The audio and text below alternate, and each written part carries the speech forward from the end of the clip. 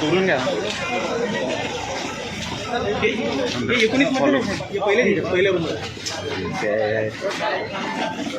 क्या प्रवीण भाऊ 7 से 17 भिवाजी पताजी सोनोने या गेज भाऊ मांगा भिवाजी पताजी सोनोने आधार 0290 एक मिनटं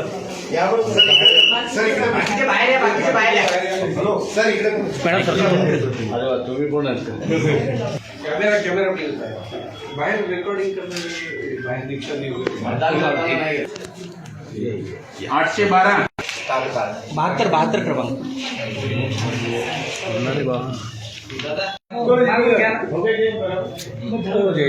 साईडला घ्या.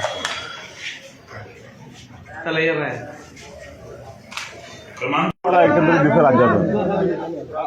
यावेळेस मी असं महानगरपालिकेच्या निवडणुका बघतोय ते भारतीय जनता पक्षाची दादागिरी 10 वर्षांनंतर मोडते असं दिसतंय.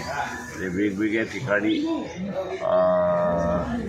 लोकांना आता असणारा वन पार्टी रूल BJP जे करायला मागते त्याच्या विरोधात मला असणारं दिसतंय आणि लोकांना मल्टी पार्टी सिस्टम पाहिजे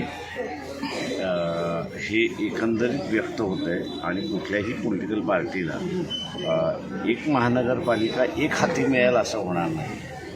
तेव्हा सर लोकच मी असं म्हणेन राजकीय नेत्यांना सुधरवतात आहेत आणि उद्याचं राजकारण कसं असलं पाहिजे याचा धडाही देतात आहेत मताच्या रूपाने असं मी त्या ठिकाणी बघतोय. मुंबईचं चित्र काय राहणार मिक्स राहणार. बाळासाहेब पहिली निवडणूक अशी आहे की पैसा नंतर गुंडगिरी मारामाऱ्या हे खूप वाढलं. तुम्ही पहिली निवडणूक पाहिली तर काय म्हणजे असं का होतंय महाराष्ट्रात? एका बाजूला असताना पैसा वाटप केला जातो हेही बरोबर आहे आणि दुसऱ्या बाजूला लोकच पैसे वाटप करणाऱ्या उमेदवाराला जे वाटप करतायत त्यांना हाकलतात आहेत असंही चित्र आहे. पण मी असं ही एक पॉझिटिव्ह साईन म्हणतो की अगोदर जे आहे ते ठीक आहे, काही एरियांमध्ये काही ठिकाणी वाटलं जात होतं. आत्ता जे सरसकट करण्याचा प्रयत्न जो चाललेला आहे त्याच्या विरोधामध्ये लोक आहेत असे एकंदरीत मला दिसते.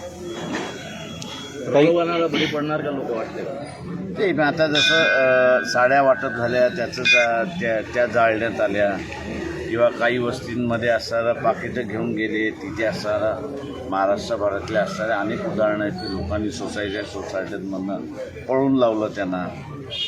त्याच्यामुळे हे गुड साईन आहे असं मी त्या ठिकाणी मानतो. ताई महाराष्ट्रात राजकीय हस्तक्षेप जास्त वाढला निवडणुकामध्ये आणि निवडणुका वेगळ्या वळणावर गेल्या असं वाटतं का तुम्हाला? निवडणुका हा मुळात राजकीय मैदानच आहे. त्याच्यामुळे कुठल्याही स्तरावरची असली तरी सत्ता संपादन करणं हे तर कुठेही चालूच राहणार आहे. पण मला असं वाटतं की महानगराची इलेक्शन ही खरी जमिनीवरची लढाई आहे आणि त्यामुळे जमिनीवर उतरून काम करणाऱ्या उमेदवाराला जास्ती प्राधान्य लोक देतील.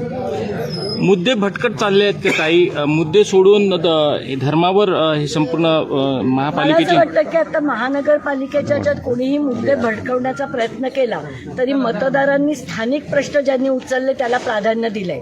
किंवा तुम्ही जरी नेत्यांची भाषणं पाहिली आणि नागरिकांचा प्रतिसाद पाहिला तरी स्थानिक मुद्द्यांना जे नेते मांडतायत ते उचलून धरले जात आहेत असं संपूर्ण महाराष्ट्रभर चित्र दिसतंय.